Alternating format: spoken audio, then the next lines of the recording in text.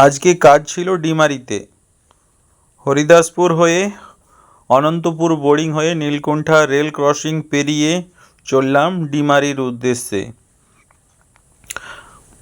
তো ফাইনালি নীলকণ্ঠা খামারচক হয়ে মিলননগর চলে এলাম। মিলননগরে পৌঁছে রোড ক্রস করে পৌঁছে গেলাম কাস্টমার প্লেসের ডিমারিতে। এখানে ম্যাডাম জানালো ওয়াটার টেস্ট নেই। তো লাস্ট এটা ভিজিট করেছিলাম 25/6/2025-এ।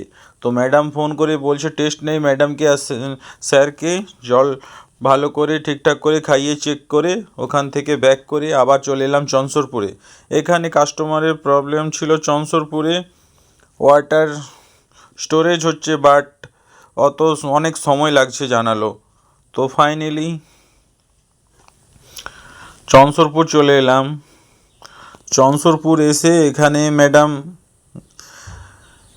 কে ঠিকঠাক করে দেখিয়ে চললাম